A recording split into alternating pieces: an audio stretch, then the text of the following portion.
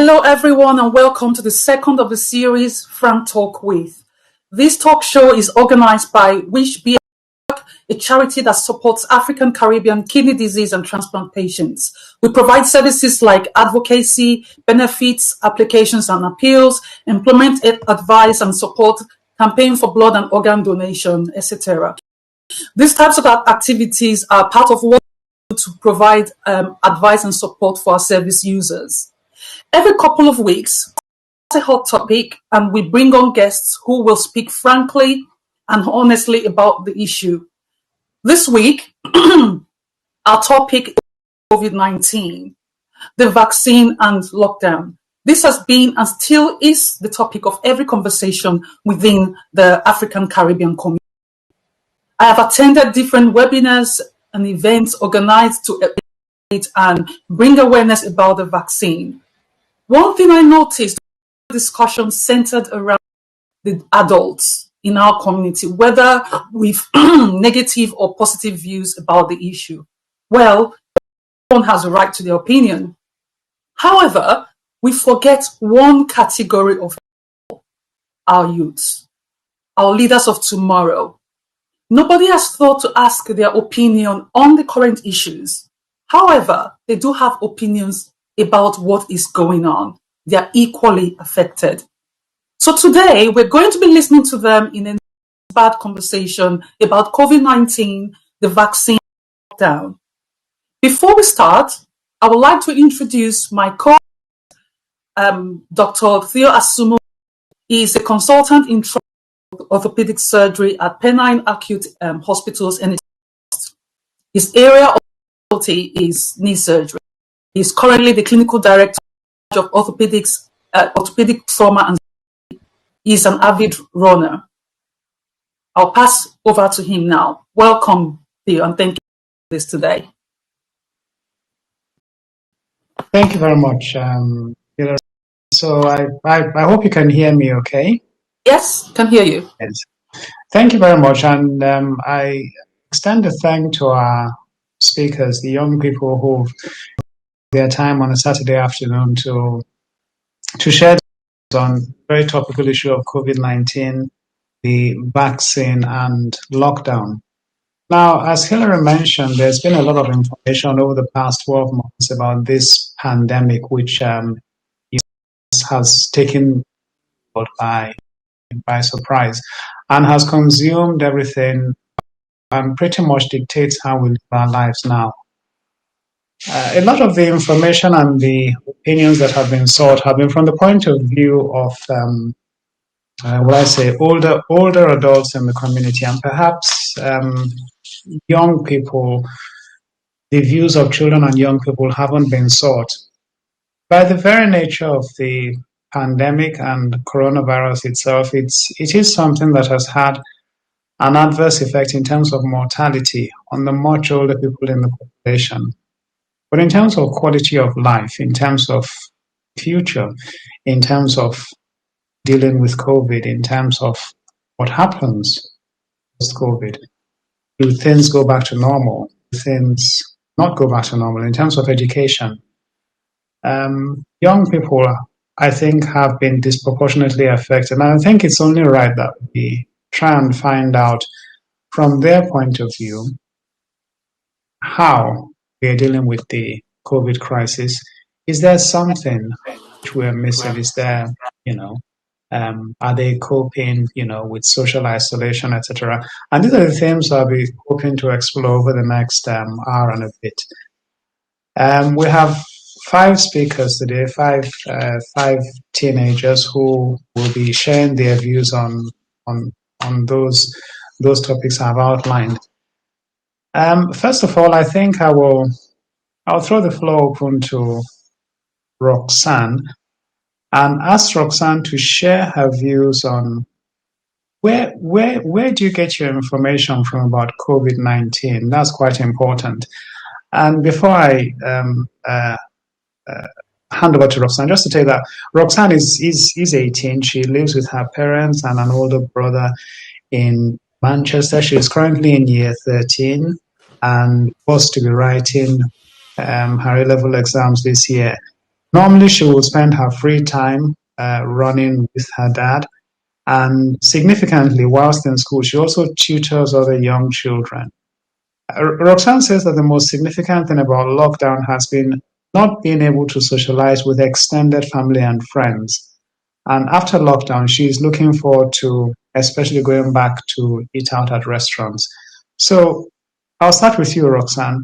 Um, where do you get your information from about COVID-19?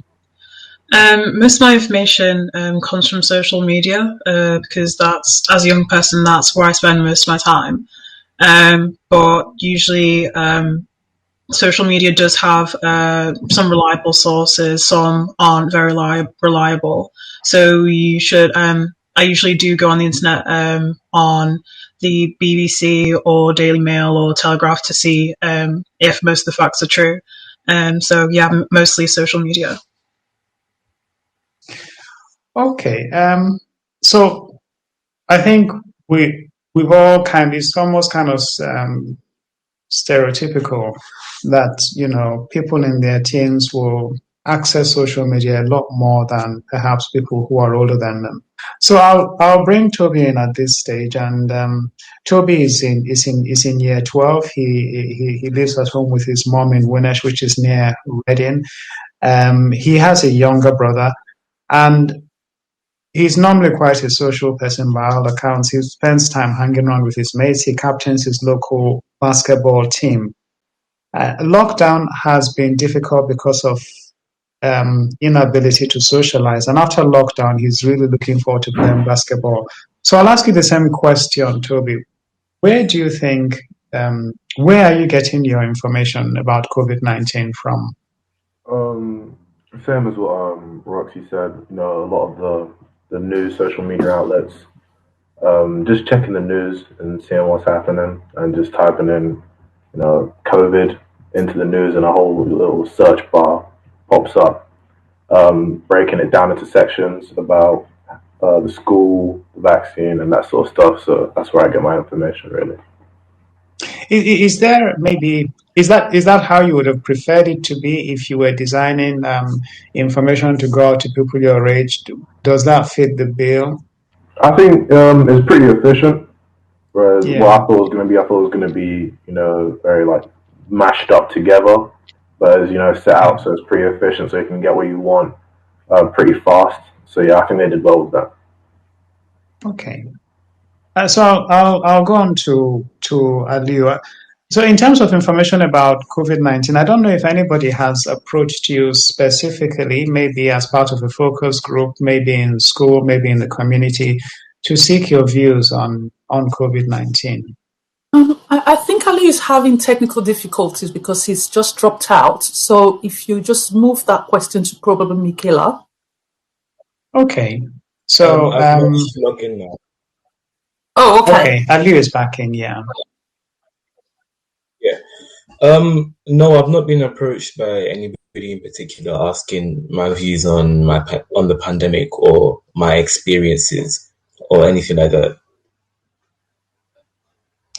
So if this were to be, I know it's not a focus group. If I were to ask you to have some input into how information about COVID-19, vaccination, the importance of lockdown, etc., is disseminated to people your age, I get my news of the BBC at 6 o'clock. How do you think is best to have that information, transmitted to people like yourself? I think predominantly with people our age, we use social media as our main means of communication. So most of the news that I will gain, I'll get it from Twitter or another social media site.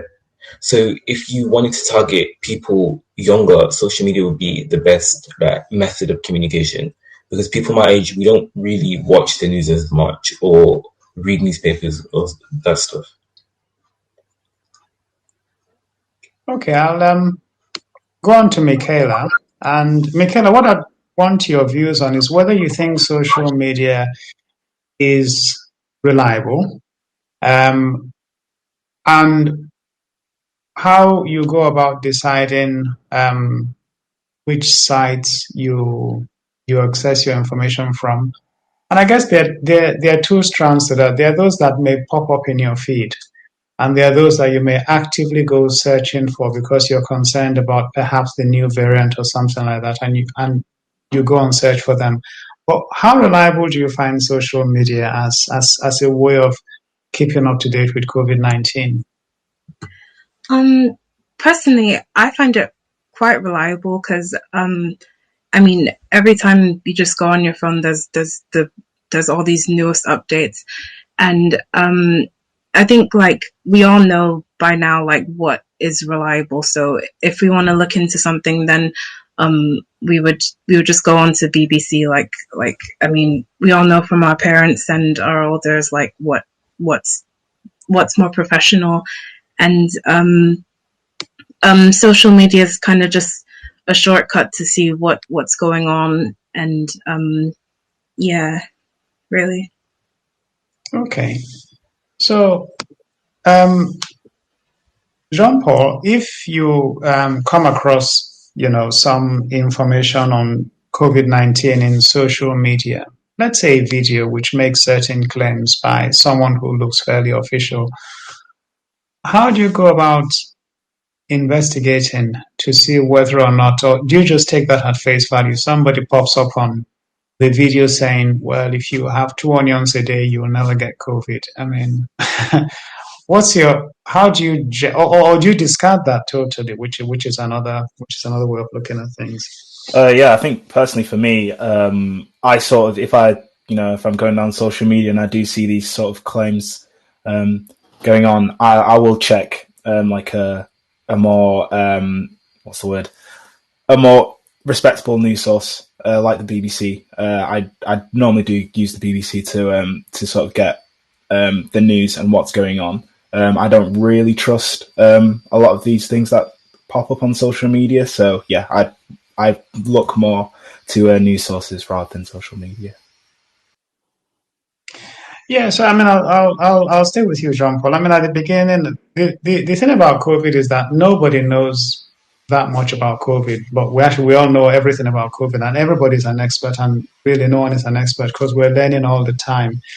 At the beginning of the pandemic, we actually actively discouraged from wearing masks because we're told it wasn't of any value, and then we're told afterwards that masks are not mandatory indoors.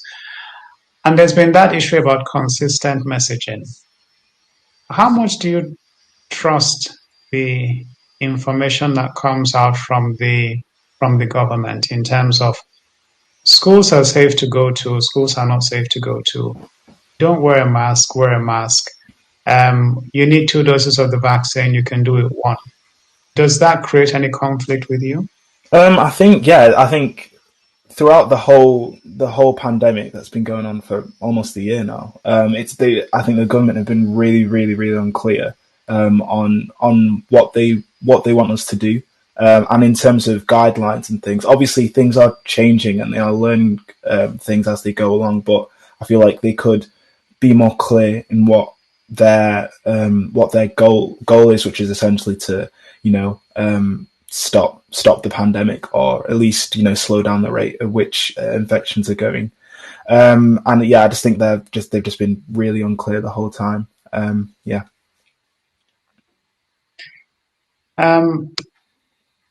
Roxanne, how much weight would you put to an influencer on social media that came out with a message, a public health message? And it's quite important to ask this because in terms of the vaccination, the government have just engaged two elderly gentlemen, Elton John and the actor and Michael Caine. Okay, and for me, those are influencers, but not in the traditional way. So, how much weight do you put to an influencer coming out and telling you about, reinforcing a message that's being pushed out by the government?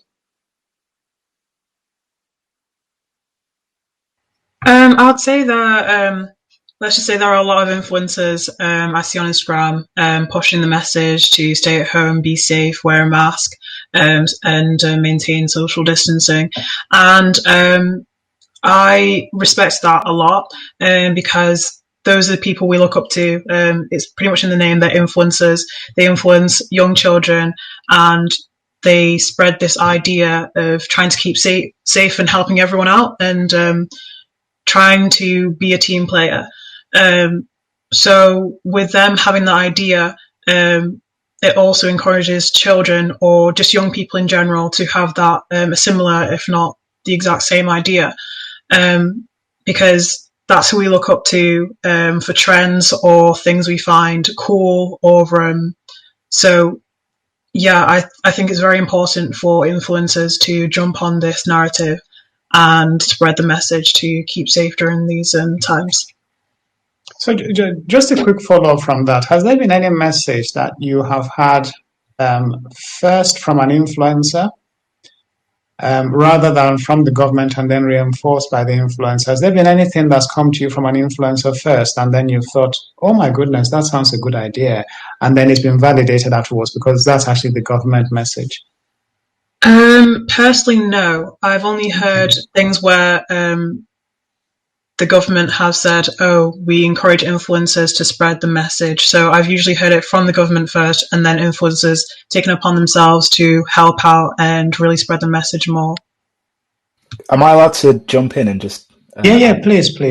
I'm sorry, Roxana. I'm going to have to disagree with that point. I think influencers, I think some influencers are helpful. I think it depends on the influencers. If you look at a lot of the Love Island crew, a lot of them have been going to Dubai during this lockdown, and I think that was a really, really silly thing of them to do, especially when the government were stay at home, especially for this one, and cases were up at something ridiculous, like over 50,000 cases, and people were really, really struggling with mental health and lots of different issues. And you have them who have just gone over to Dubai and say that it's for essential work. When in fact they're essentially just going on holiday. And I think that it's just a bit I feel like some influencers have been good in for example, again going to go back to a Love Island person, Dr. Alex George. He's on the front lines doing working in COVID wards and things like that, whereas you've got the others who are just again going on holiday to Dubai and saying it's essential work, which I really don't think it is. And I don't think their photos of them on nice hot sunny beaches are really sort of giving making, as they say, it's giving us influencing us, essentially giving us any happy thoughts, because we can't do that. We're at home, we're stuck at home.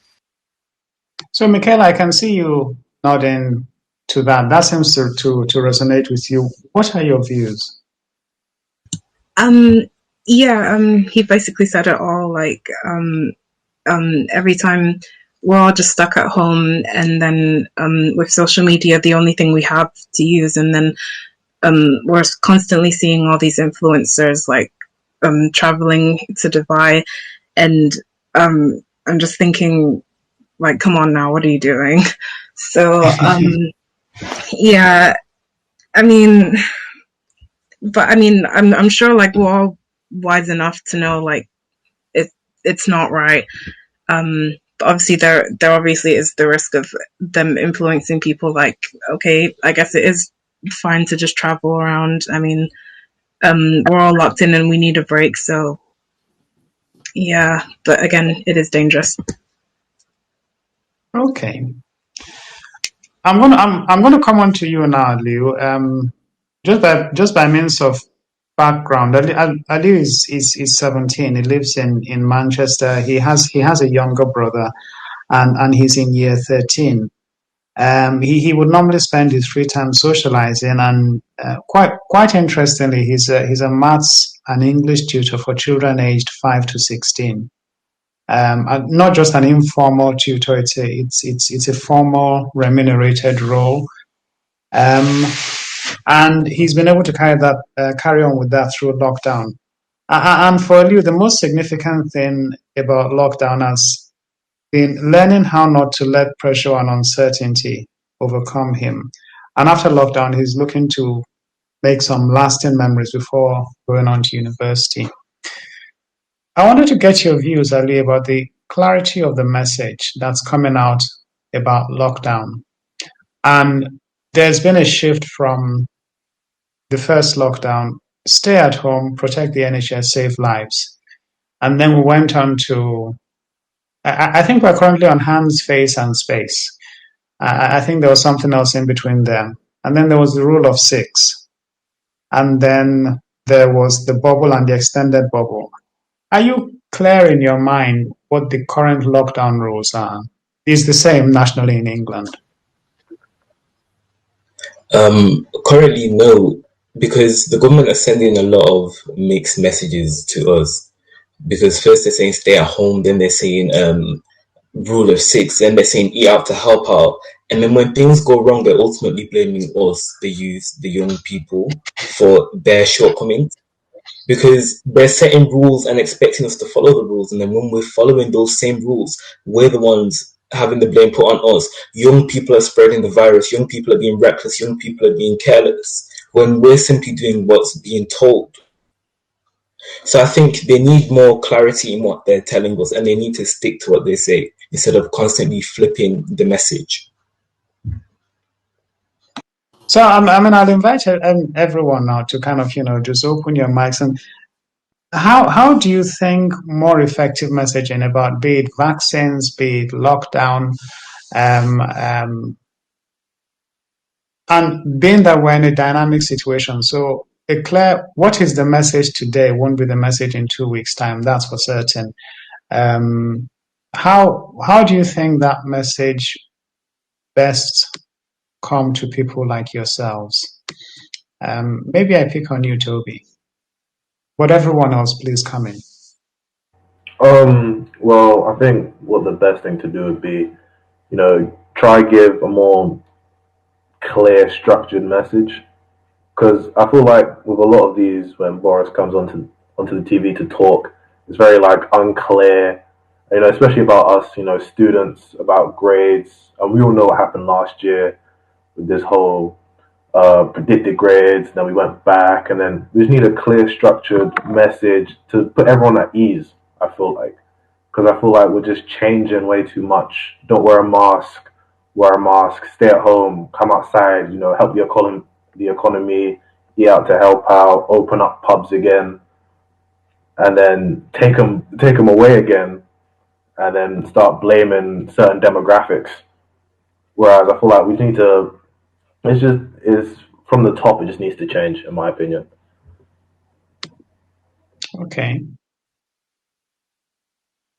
So in terms of, the age groups that we have here kind of transitioning between the end of formal secondary school and higher education. And from my memories of higher education, the university setting campus tends to be almost a different kind of bubble where maybe different rules apply. And I'm going to just ask Michaela to spend some time telling us how lockdown works in university. And I'll tell you a bit about Michaela. Michaela is 19. She lives in her university accommodation in Portsmouth. Third of four children of her parents, and she's in second year at Portsmouth. Normally, she would spend free time hanging around with her mates, as usual for people of this age. And she's quite an enthusiastic gymnast. She's a grade 4 gymnast at the local gymnastics club. But quite importantly, Michaela says that she's had the chance to explore more of her own abilities in creating new things during lockdown. And after lockdown, she's actually looking forward to pursue some studies in business. But Michaela, you're in the thick of it. You're in halls of residence in Portsmouth.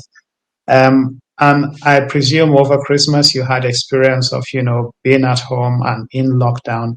How does lockdown work in a university campus setting? So it just works how it works for all of us, that we shouldn't go out, and everywhere is closed, and our unis are closed as well, so everything is online. And again, a lot of uni students have been really frustrated and a lot of people are saying that paying $9,000 for online lessons is kind of daylight robbery. And obviously, us being young people, like what else can we do besides constantly go online and complain about it? And obviously, the government, who are not in our shoes, like they don't really know much how it's like for us. So we kind of feel like we're being ignored. Yeah, so yeah, it's just quite frustrating. So in terms of the I guess it's maybe more difficult to prevent households from mixing if you are in a halls of residence. If you're maybe in privately rented accommodation, that's more like living in in a city or a town. But if you're in halls of accommodation with 50 others, is it possible to prevent mixing households, etc.? Yeah, somewhat. Obviously, we have guidelines of and common areas where students mix. Obviously, they're all closed now. So yeah, it's just put in a way so everyone keeps to themselves. And yeah, there's just rules around, and yeah. The government have talked recently about extending this, rapid testing, the home testing kits, and they've been available for NHS workers for a while to test themselves at home. And I think that program was in place before the Christmas break for students to be tested on 2 occasions before going home.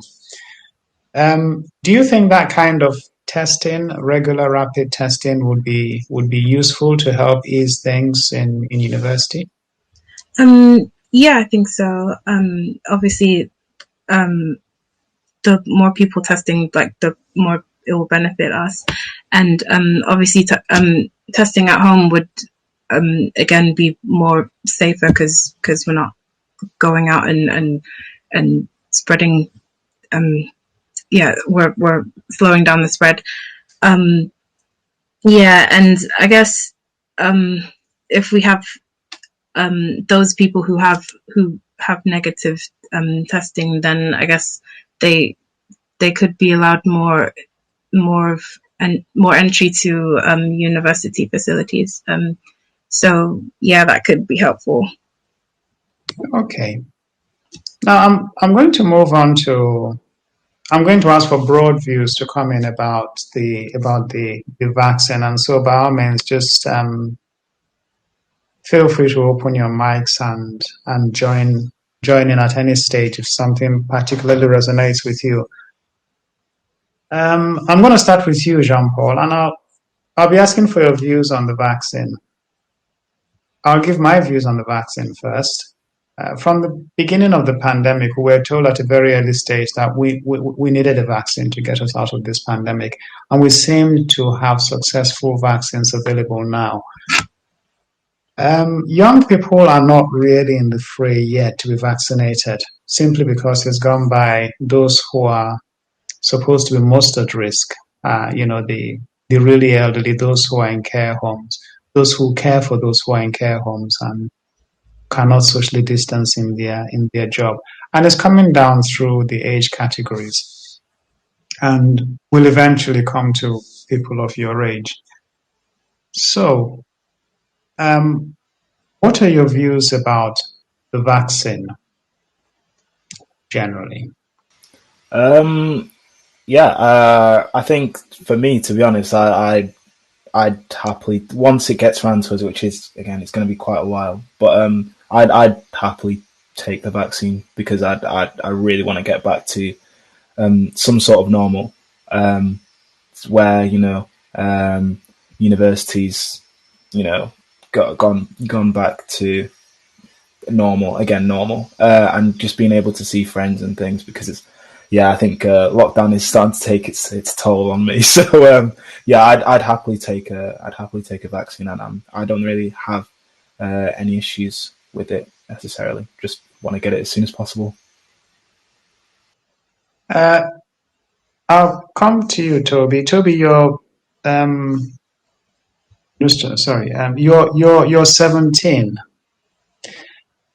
and it's kind of one of those in between ages for the vaccines. I think one of the candidates is licensed for 16 plus, one is licensed for 18 plus. What are your views about it? Are you looking forward to it? Do you have any concerns about vaccination? Do you think you should have got it sooner?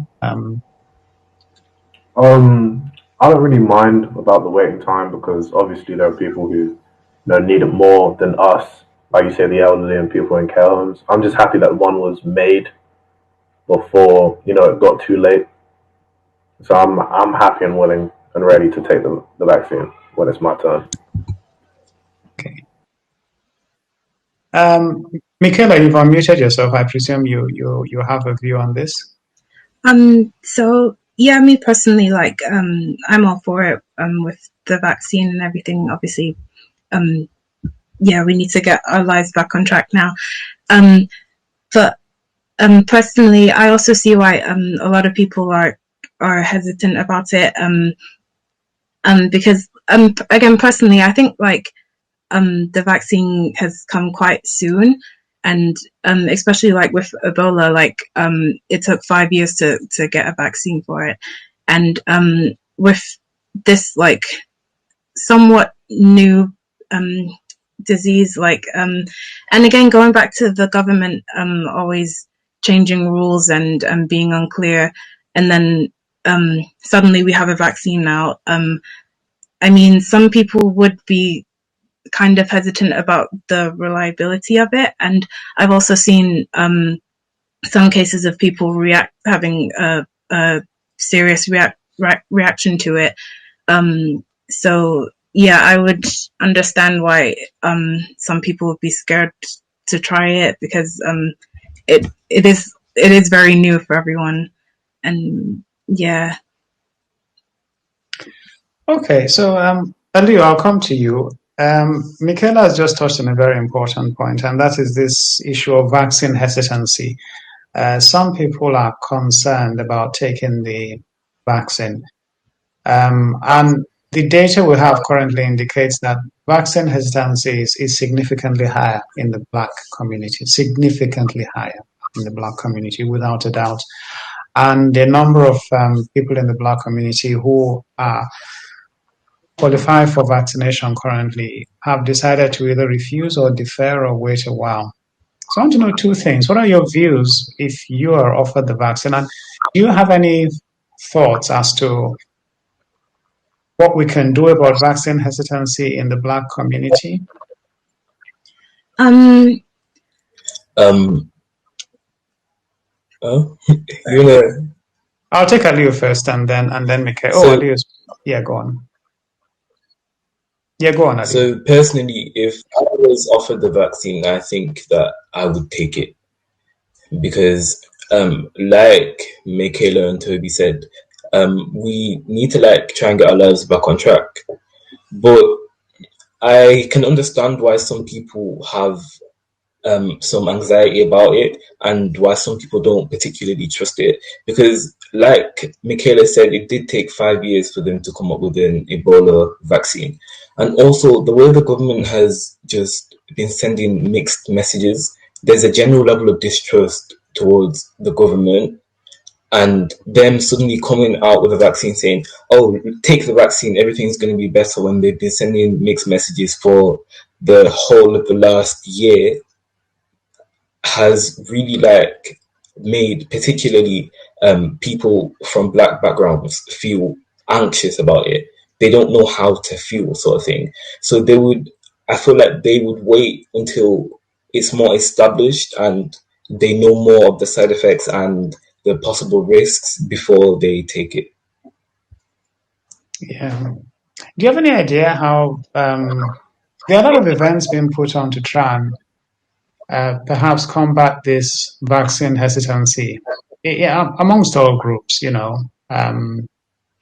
which is why, like I said, the government engaged the services of Elton John and Michael Caine to go on this drive to say, get yourself vaccinated. That isn't, I can't imagine for 1 second that Michael Caine and Elton John have been engaged to encourage people of Black and ethnic minority backgrounds. That would be a rather poor choice. But do you have any ideas? And I know the problems of trust, and I know the problems of it does seem to be a rushed vaccine. Do you have any ideas how we can overcome that? How can we get more clear messaging, more information about people's fears? How can we get that out there? I think surveying would be an effective method. So want to be able to express things. So people think about the vaccine and what potential reasons are, like what the biggest main reason for them not wanting to take it would be, and then working to create a plan to tackle that. So they would need to ask a range of different people from a range of different backgrounds, but specifically work within the backgrounds that they're targeting, for example, the Black community. Okay. Michaela, your mic is open, so I presume you have a view on how we can deal with issues of vaccine hesitancy. Again, like he already said it all, but I'm not too sure how. I'm not too sure on that one. But a lot of people, as evil as it would sound, would kind of just sit back and wait and let a lot of people take one for the team just to see how the vaccine is treating them. And and it's still quite early days to say. And yeah. Okay. I'll come to you, Toby. In terms of the vaccine, I'll ask you a question. How much of this do you think is a family decision as opposed to an individual decision? I.e., if you have a group of parents, let's say, who are not keen on the vaccine, how much do you think that flows down to teenagers who are maybe invited to have the vaccine, but their parents haven't had the vaccine? How do you think that plays out? I think, it's a very serious, predicament that could happen, you know what I'm saying, with the parents and the children conflict. But at the end of the day, I think parents have, a huge say in what happens in a child's life. And, children are way more likely to, listen to their parents and gain knowledge from their parents. But at the end of the day, children, I say you have to look at what you want and do it. So if you feel safer taking the vaccine, it's all about safety. If you feel safer taking the vaccine and, you sleep better at night knowing that you feel like you have less of a chance of getting the coronavirus because you've taken the vaccine, then by all means you should take the vaccine. Roxanne, do you have any concerns about taking the vaccine? We have to be honest in that this is a new pharmaceutical intervention. It's been with us for less than 6 months, and we don't really know what the long-term outlook is. But against that, we have a pandemic that's causing havoc. Amongst yourself and people your age, what are the concerns that you've heard? So, A, would you be willing to have a vaccine if it came to your turn? And B, what concerns do you and maybe people of your age have? Well, I would say that if it came around to me, I would take the vaccine. However, I understand people's concerns about it. I think because what we see on social media, people's reactions with the vaccine, Apparently there's a lump that people might get on their arm. I don't think that's the worst thing that could happen to me. So I'm not completely worried about getting a lump on my arm that could go away. But I guess that's the same with any type of vaccination, like the MMR jab that people were very scared about back then. So I think there's just the same type of, uncertainty. And after the government has told us so many things that may have been right, may have been wrong, we are very unsure whether to trust them with this. Because, fool me once, shame on me. Fool me twice, shame on you. So it's kind of just not really sure how to take it. Yeah, so there are lots of concerns about the vaccine. The current people who are having it are generally 70 and above, or clinically extremely vulnerable people. The clinically extremely vulnerable are a small proportion of those who've had the vaccine. So you've got the over 80s, over 75s, over 70s. And one of the issues that's been raised is the effect on fertility and possible child defects and pregnancy. And the cohort being vaccinated currently don't have any issues about fertility, and that's not a concern, clearly. For people in their teens, I can only assume that could conceivably be a worry.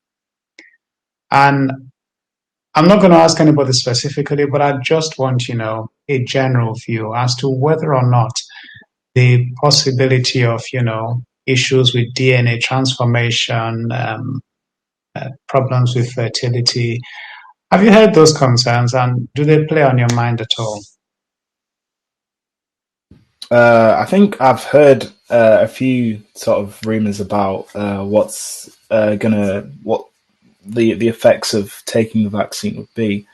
I think at this very moment in time, I think I'm not too worried. Maybe further down the line, I might be worried about it. But I think for me personally, I would just much rather just go back to some sort of normal, because it's just been, I think, lockdown and the whole pandemic's just been it's just been an awful experience. And yeah, I don't think that it plays on my mind too much. Obviously, again, there's always going to be these sort of worries with a very, very new vaccine, but it doesn't bother me.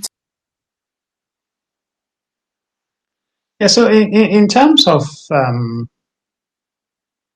why there are concerns about possible effects on fertility, is that there's a portion of the COVID, the coronavirus, the protein sequence on the outer part of the coronavirus, that the vaccine is trained to recognize and grab onto. And part of that sequence can be seen in the placenta. Okay, it's a very, very small part, very, very small part. But I think scientists reported this, and this has, can you get, fetal loss, abortions, etc., because you've had the COVID vaccine? It's very difficult to test any new medicines on pregnant women. So pregnant women are usually excluded from any trial. But with the large numbers that have gone through the COVID vaccine trials, one byproduct has been that a number of women of childbearing age were part of the vaccination trials, got pregnant during the period they were being vaccinated. And there are no adverse effects reported so far. So that's a theoretical risk. The jury is still out as to whether or not you should have it if you're actually pregnant. Some colleges of obstetricians and gynecologists around the world advise against it in pregnancy simply because we don't know what it does. But pregnancy is one of the risk factors for having severe COVID. And so some colleges advise that if you're pregnant, you should discuss with your obstetrician and possibly consider vaccination. But I just thought I would clarify that aspect, because it's something I think that is much more relevant to young people than to the current cohort of people being vaccinated. In terms of how the vaccine has been rolled out, there's currently a push that teachers should be vaccinated because they are working in environments where where they cannot socially distance, and also it will probably allow schools to be reopened with some more confidence. What do you generally feel about that? If you were to go back to school with the knowledge that you're working in kind of like a vaccinated bubble, and that allows schools and universities to open up more, do you think some priority should be given to that after the? I think we've pretty much vaccinated all the over 70s and possibly over 65s now. Do you think education, which has always been, schools are the last thing to be shut down, and maybe we should be looking at the teachers and possibly people your age who are in full-time education as priorities to allow society to go back to normal? I'll take a view from you, Michaela. So campus will be back to normal because everyone's vaccinated. You can do what you want to do. Yeah, I think that would be important. Because again, like younger people, like we tend to struggle more, not socializing. Yeah, but of course we can't, having a environment where that's very vaccinated, I guess it'll make us feel more comfortable. But again, we can't forget that, like, just because we're younger, we're not invincible. Like, there's still a risk there. Yeah, that's a very important point you make. Even after being vaccinated, the current guidelines are that you should continue the hands, face, and space. Washing your hands, making sure that you don't touch your face, the social distancing, and that seems to be currently here to stay for a while, certainly for the next few months. Now, I'll come to the issue of the exams, and I think I'll focus on Roxanne and Toby and Aliu, in or around exam years. In my naivety, when the exams were cancelled last year, I thought back to when I wrote my GCSEs or whatever they were called in those days, and I thought, this is fantastic. I don't have to write exams. That was very, very stressful. How do you feel about being passed through end of year 11 or end of year 13 with no formal examination but awarded grades? How do you feel about that? I'll start with you, Aliu.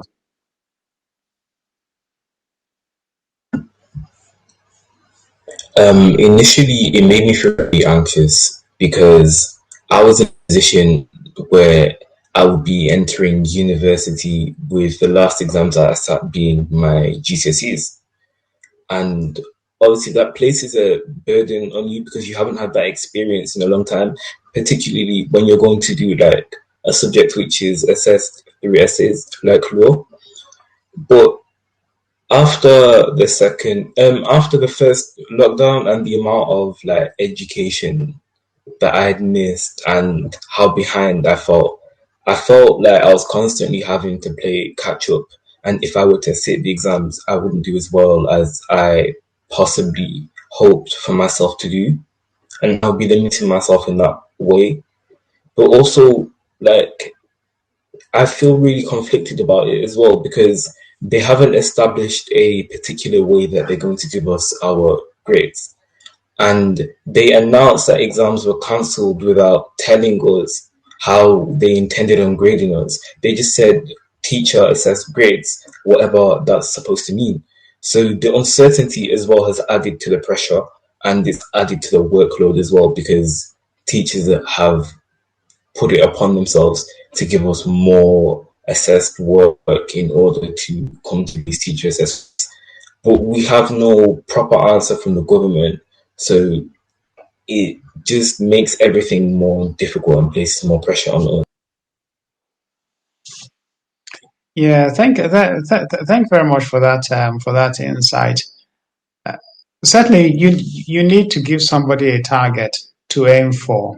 People need a syllabus to study to, and if you tell them we're not going to examine you, you need to tell them where they need to concentrate on and what performance you'll be looking at.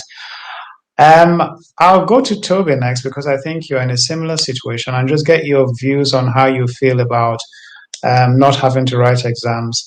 And there's someone in the audience, an attendee who's identified themselves as Nikki, who's a teacher, and I just wonder if we could get a viewpoint from Nikki, whether you do feel pressure when you have someone in your year, and I don't know whether you teach those years, who needs a certain grade to attend higher education of their choice. So they might need 3A stars or 3As or whatever it is now.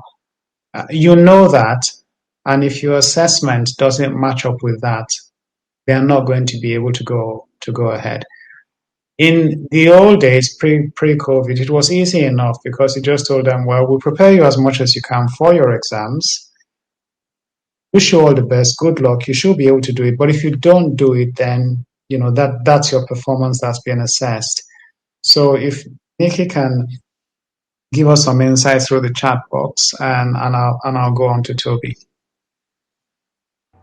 Well, I was a part of the year 11s of last year who got the government grades. So I was very anxious during that time because the A-level students had got their grades a week before ours. And, in the news, on social media, there was an outcry of how people were downgraded heavily. And in my personal view, when I was in year 11, my December mocks, I didn't do as well as I should have. But then in the next mock in March, I did pretty well. So I was kind of anxious to see what the teachers would grade me on, whether they'd go for my bad grades or my good grades. So it was, very, very nail biting. And it came down to the last wire. Luckily for me and my friends, it was good. But in other schools, other places, people being knocked down 2 or 3 grades. So the whole exam thing, it was, swings and roundabouts for different people, I'd say.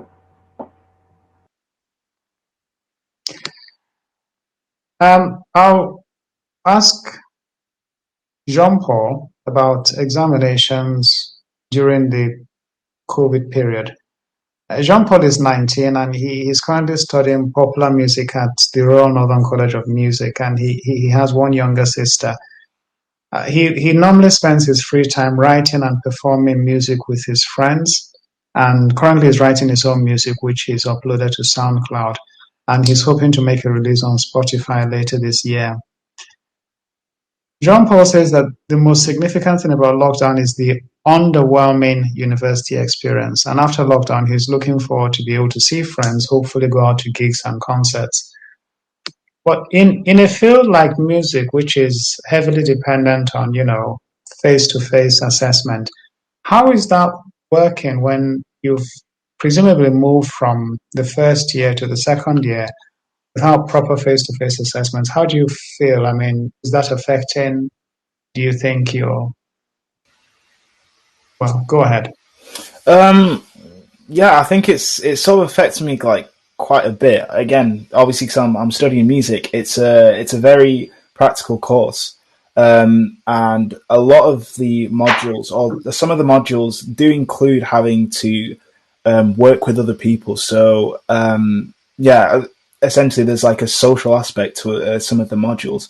I think it really affected the way that the course has been run.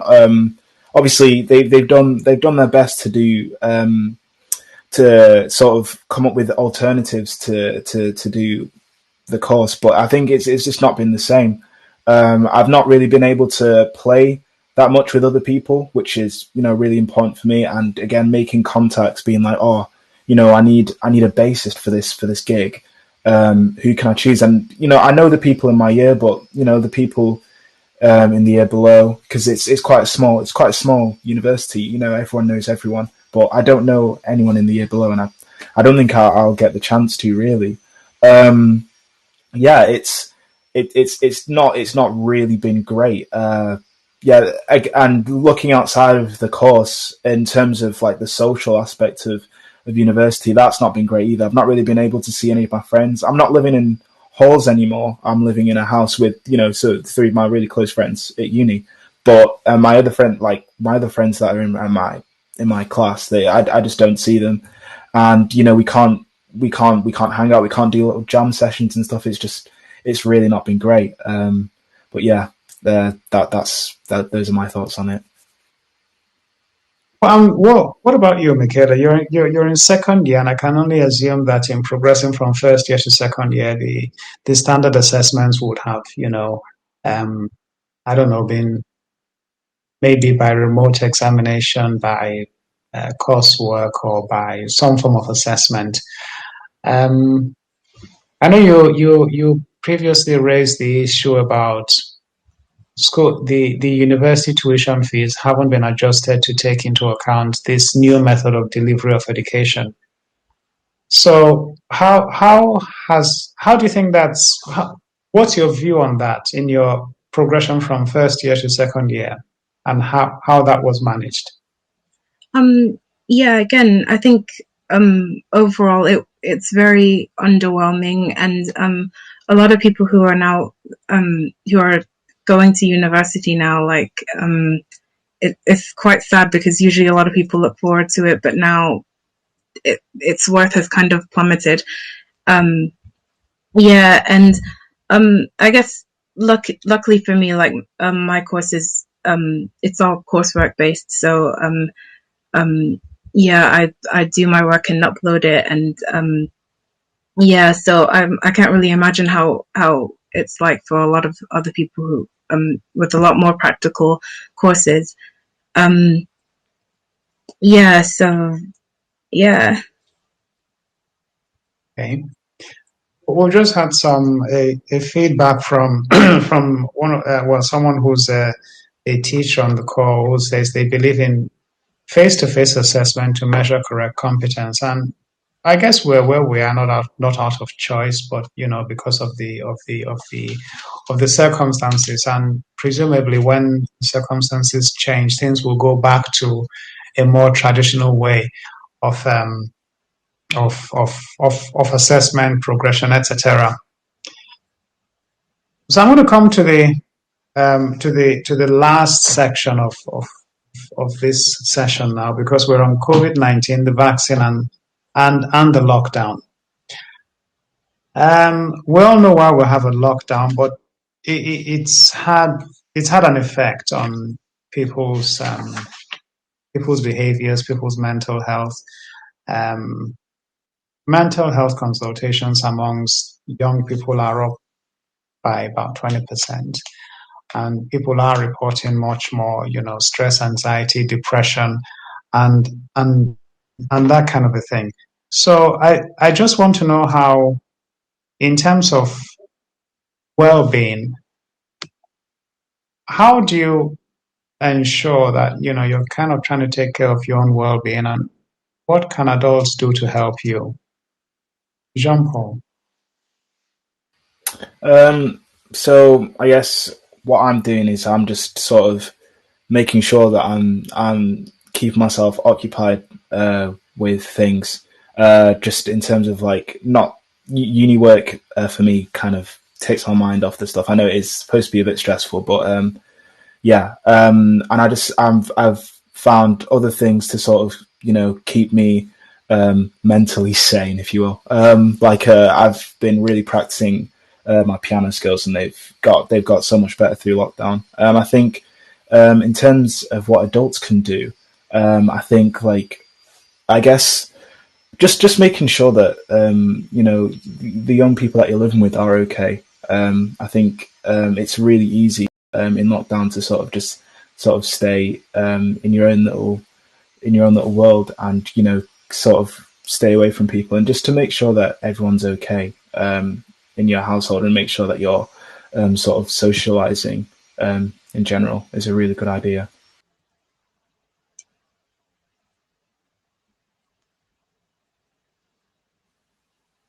Okay, I think Theo's having problems with with his with the stage, so it's going to come in a bit. So I would go to Roxanne. So Roxanne, how have you been finding the lockdown in terms of schoolwork, and how you manage your time, and also how that is affecting you? Do you think you need more time to go out? Can you just talk a little bit on that?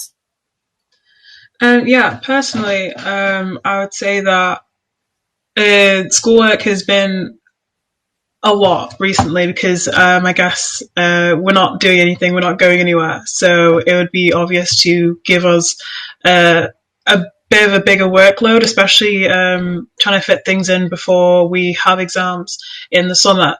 Yeah. But I guess I don't really have much to do, so I am taking lockdown very well. I guess I'm just getting stuck in work, but also just having little group Zoom sessions with friends, or just doing fun things or trying new things. I guess lockdown is the best way to find a new hobby, or discover something that you like that you never knew even existed.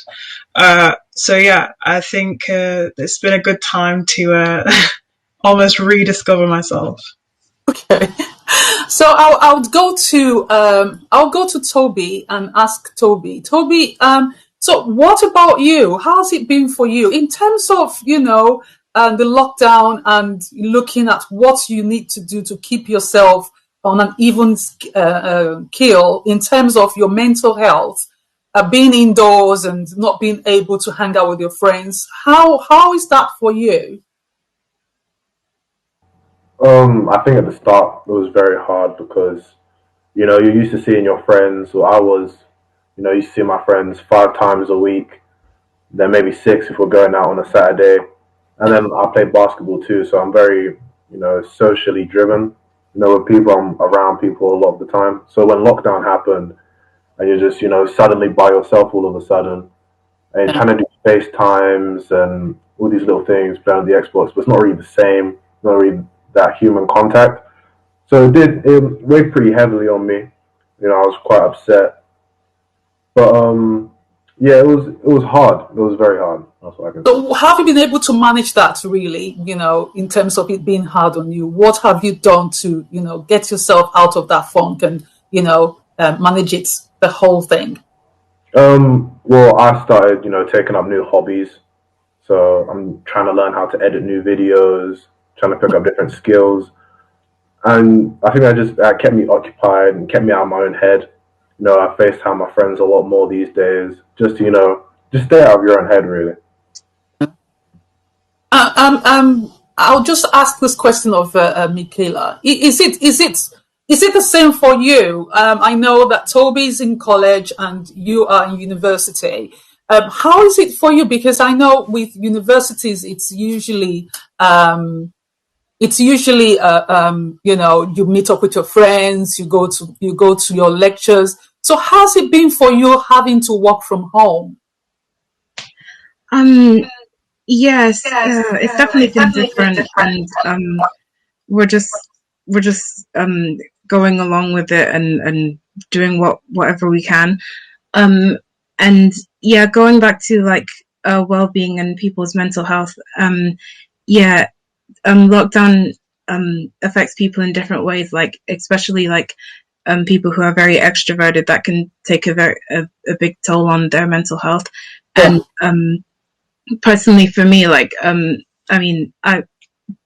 people who are introverted, obviously, like it can be quite a positive thing. It can be quite kind of a break for them, but a way for everyone to handle it and get through it is, again, just it's the time to focus on themselves and find new things that you like and discover yourselves. And and again, just whoever you're with in your housemates and your immediate family, just bond with them and just try and stay positive. And Thank you. And I can see that Theo's back. Yeah, sorry So about that. It's all right. I'm going to put it back on. Yeah. So I guess we're talking about what you do to keep your well-being. And I'm going to move on to Toby now. I don't know if you've had a chance to tell us what you do to maintain your well-being in these times. Yes, it has. Yeah. Okay. So it will be Ali next. Yeah. Okay.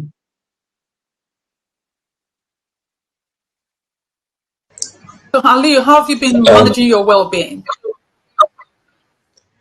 I think for me, the way I've been managing my well-being is knowing when not to put too much pressure on myself. So at the start of lockdown, I really I didn't want to lose contact with friends. So I would find myself forcing myself to talk to people every day when I really needed to just spend some time with myself. And that took a toll on me. I didn't want to talk to people. I didn't want to answer the phone. I just wanted to be by myself for a lot of the time. And I feel like this lockdown, I've been better at finding a balance between the two. So I wouldn't just be by myself for a week and then talking to everybody for a week. The most important thing for me was that I kind of bonded with my brother a bit more. So we were close, but during last lockdown, talking to each other more. We would spend time with each other, we'd play games and stuff like that. So I think it's like Michaela said, bonding with your immediate family, that kind of helped me get through the first lockdown. Okay, thank you very much, Aliu. Now, Nikki is engaged again and has sent a message saying, I'm big on mental health. It is a massive problem before. I'm more so now to young people. So it's something that has been recognized, but I'm not sure if we're necessarily tackling it effectively. So let me just maybe take things a bit brighter. And I want to ask each and every one of you to tell me one good thing about lockdown. Maybe one opportunity that you've used, or just generally one thing that you think is good about the lockdown. I'll start with you, John Paul. What do you think? I think just sort of having the opportunity to pick up new skills that you wouldn't have really thought about before. For me, again, like I said, my piano skills have gone so much better than they were before, and just picking up new skills like video editing. For me, again, using social media as a way of promotion, and properly looking into that, because before I wasn't too bothered about it. I think something else I'd like to mention is is a lot of the things that have been brought to light politically through COVID. I think has been really it's been really eye opening, especially for the whole Black Lives Matter movement. I think being brought to light because I think definitely because of lockdown. I think that those are two really good things. Yeah, skills and the Black Lives Matter movement. Okay. And I'll same question to you, Michaela. One good thing about lockdown. Again, of course, just finding out new things about yourself and having the time to try out new skills.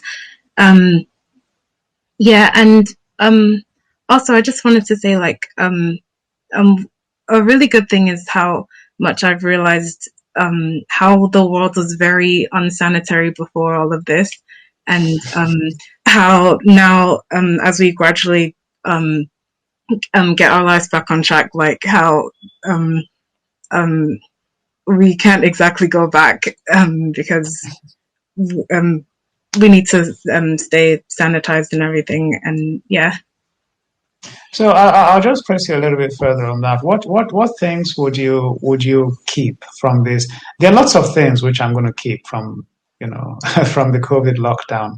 What you mentioned, things being unsanitary and stuff. What kind of things are you going to take on going forward? Well, I'm definitely I would like to like keep a sanitizer on me, and being in such close contact with strangers, like when you're out shopping and everything. Yeah, not so much of that, because obviously, yeah, and I guess just like keep to yourself, like, and obviously don't be coughing in your hand very closely to people. Yeah. Yourself. Now that's interesting, because we think that because of the enforced respiratory hygiene, we haven't had a flu season this year, or 2020, 2021. Flu is pretty much been wiped out, and it's just the big fear was that we'd have a big flu hit alongside ongoing COVID, and that hasn't happened. I'll come to you in a minute, Toby. We have an offer from Nikki, I believe is a teacher, who says that their mic is not working, and and if you have any questions, they are willing to answer them. That's what I'm reading from the chat. I think my mic is working. Any questions, I'm willing to answer. That's what the comment says. And so it might be a good idea to have maybe a better insight into how schools are looking to reopen and complete this particular academic year. But we hold our thought. I'll come to you, Toby, in terms of one good thing about lockdown. I think one good thing to come out of lockdown is I've been forced to spend a lot more time with my family, because for a year on and off we've been in this lockdown. So being forced in this house with my mum and my little brother, learn new things about them, just got closer to them, really. So that's probably the best thing that's happened in lockdown. Okay. And Aliu, same question to you. Yeah, for me, it's been more rediscovering things that I used to do. So I used to play piano, I used to play guitar, and I kind of stopped due to like academic demands. But during lockdown, I kind of picked that back up again. And also just taking time to relax and spend time with my brother. Like, we would sit down and just watch TV together, play cards, do something, just the both of us. And I think that's been like really important. And what about you, Roxanne? I think I am just really grateful for what I had before, and it's strange watching movies, I guess, seeing people not socially distancing, and I'm thinking, what are you doing? And then I realised that was pre-COVID time. But after this, I just want to go outside. Well, I can go outside. It's just seeing people, and I don't know, not having to, do the little elbow handshake. But yeah, I guess it's given me time to really reflect on myself and get to know myself better, and really just know who I am and how to be my most authentic self when I go to university next year. Yeah, and those times will come. This will pass. We will all get over this, and there will be a time when this will be in the history books, and you would have lived through it. But without a doubt, this is going to pass, and we're going to get through this. So I just we're getting towards the end of the session now, and I just want to give each and every one of you a chance just to round up and give us some final thoughts as to what's the ideal going to be for you this summer and next summer. Okay, so summer 2021, what are your hopes? There will be a summer holiday. It might be the end of the school year. Will there be a prom, living events, exams? What are your hopes for summer 2021 and summer 2022? So I'll start with you, Jean-Paul, in the College of Music. What are your hopes for this summer and for next summer? Well, this might be rather optimistic, but hopefully this summer concerts and gigs are back on, because that means that at least I can go out and do a load of performing. I really don't think that's going to happen, but that is a hope. I think that's realistically that would happen next summer. I think this summer just being able to see my friends, to be honest, if I'm being a bit more realistic, just see my friends and being able to go out, do things, go to pubs and stuff like that. That'd be my ideal thing for this year. And then next year, just gigs and concerts. Okay. And I'll go on to Roxanne and just remind everybody that we do have a teacher who's very eager to take your questions. And if I were you, I'd be asking about how you calculate predicted grades and those kind of things. So, but Roxanne, what are your hopes for this summer, next summer? My hope for this summer is probably to see friends, maybe take a trip. If it's only just to, I don't know, London or a major city, it would be quite nice to not be in the area, I guess. But for next summer, I would hope, if it's not completely normal, close to back to normal, as I'd be already done my first year of university. So hopefully either a holiday to just a close European country like France or even Germany or Spain. But that's rather optimistic. We don't know how it's going to turn out in a year or so. But just stay optimistic, I guess.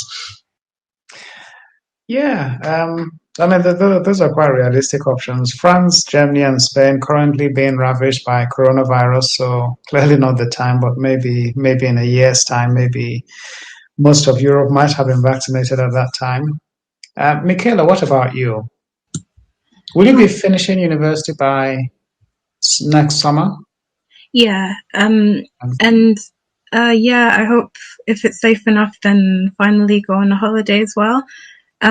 Yeah, and of course, during lockdown, I'm sure there's a lot of people who have involuntarily started to let themselves go, and yeah, so I guess over the time, when things start opening up again, then I just hope to have a whole glow up and then come out as a new person with all these new learned skills during lockdown, and yeah. Fantastic.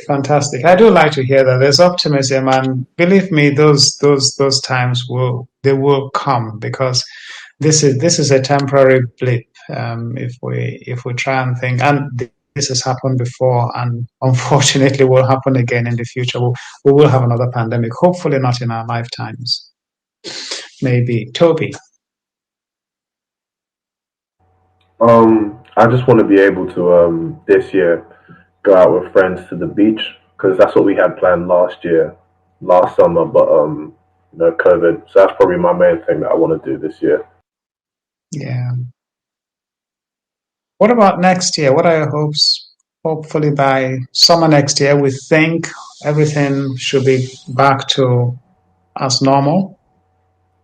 I think next year probably being allowed to go out on holiday, like a broad set of countries, not just Europe, like America and other places. I think that would be really good if that was to happen. Okay. And Leo.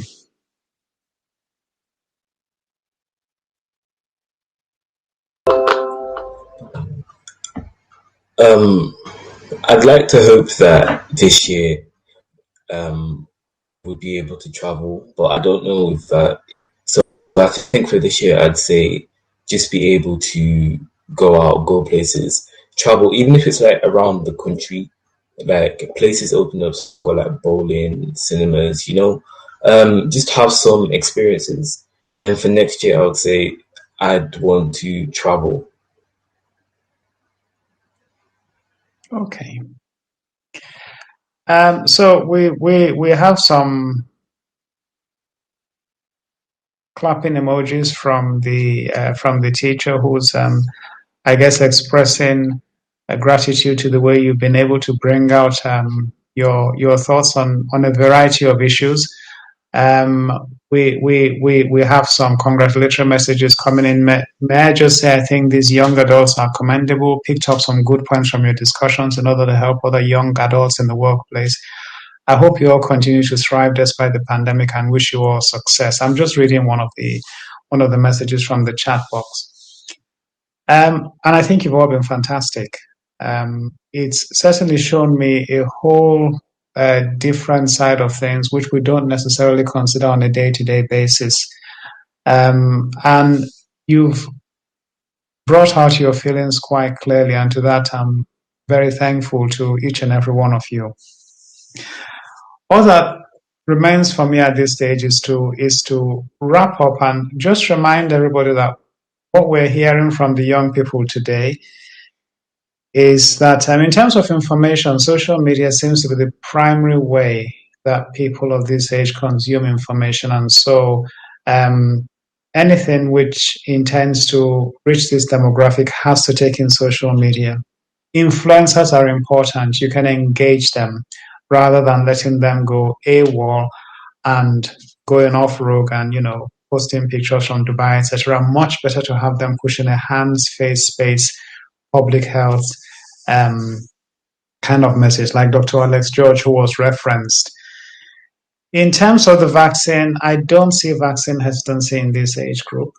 It seems that their life experiences, despite the mistrust of the government, isn't one that is leading them to be vaccine hesitant. Quite importantly, among Black teenagers, it seems there's a strong family influence, and so if parents are vaccine hesitant and the young adults want to go ahead with vaccination, that's something that needs to be looked at, and perhaps that dynamic is managed. We're able to talk about some of the concerns about vaccination, and some of those concerns are genuine because nobody knows a lot about the vaccine. But what we do know is that the alternative is COVID, which we know a lot about, and we know that it's an awful disease which can kill you, can maim you, can paralyze your health service. And we finished by really looking at the effects on well-being, education, and social isolation, and that's profound. That's profound. I would just say one thing in that through all the time I engaged with teachers when my children were going through secondary education, and if you survey children of that age, the one thing that's uppermost on their mind that causes most stress is academic performance, anxiety. It's not clothes, it's not shopping, it's not friends. And that seems to be uniform. And that surprised me when I came across that, but that's what the surveys have said. And you can see what anxiety there is about the uncertainties regarding examinations, etc. But at the end, we all have hope. And the hope here is that we're going to all come out of this, and everybody's looking for us to, beyond the pandemic, to re-engaging socially. Once again, I thank you, each and every one of you, very much for giving us those very, very, very clear thoughts. Some more messages coming. Very impressive young people. I'm proud to be Black through your lens. So you need to take those messages on, and thank you very much. I'm going to hand you now back to Hillary, who's our host, for an overview, final comments, and I guess anyone can comment at this stage.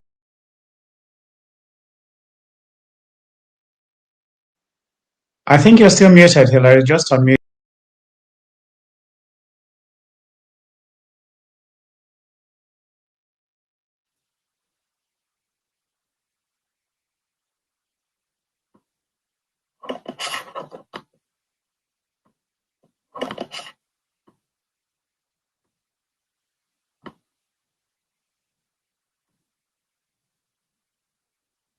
Sorry, just give me a few minutes. Okay, so thank you everyone for coming today. We're at the end of this session, and I really wish it didn't have to come to an end. I want to thank the young people who have come on today: Jean-Paul, Toby, Roxanne, Aliu, Michaela. Your insight into the minds of young people was really appreciated, and helping us to understand how to work with you from today on. I would also like to thank Theo for volunteering his time to have a chat on this very important issue. Our youths, having a voice. He'll be a familiar face from now on, I can tell you, as he has agreed to volunteer his spare time to support WSH BME network.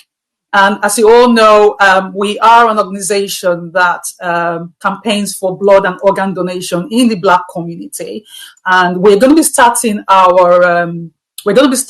our campaign very soon, and hopefully we will be putting out those dates in the next few weeks. Thank you all for coming, and I hope that you've enjoyed the discussion today. And I hope that, going forward, we try as much as possible to look to actually seek the opinions of our youths, rather than just going ahead and making decisions without getting them on board. I'm hoping that, I can actually share this video with people from the Labour Party, because I'm a Labour Party member, and share it with them. And, hopefully that in the future they would reach out to the youths in the Northwest, because I was talking to a few colleagues earlier this week, and they were saying that there are youth groups that the government actually does consult, but we in the Northwest, the Black youths in the Northwest, they don't hear about it. And this just shows that they have a voice, they have an opinion, and we do need to listen to them. So thank you again for coming out, and I hope to see you the next 2 weeks. And in the next 2 weeks, it will be another topic, but this time probably on blood donation or organ donation. So thank you again, everyone, for coming out, and I'll see you in the next 2 weeks. I will put out the information out as I do normally. So if you have any questions after this session, you can reach out to me via our email or on the website, which is coming out soon. Thank you very much. So just one final remarks I need to say to all the panelists who've spent their Saturday afternoon with us. That I'm hoping that Hillary, on behalf of the WSH BME network, is going to maintain contact with each and every one of you. Of course. There will be further occasions where we will require a voice from Black youths. And hopefully we can call on you and your time if you feel it is within your sphere to be able to help. I think what you're doing is fantastic, and hopefully this isn't the end of the association. But thank you very much. Thank you very much, everyone, for coming. And I will be reaching out to you by email soon. Okay? Thank you. Bye, everybody.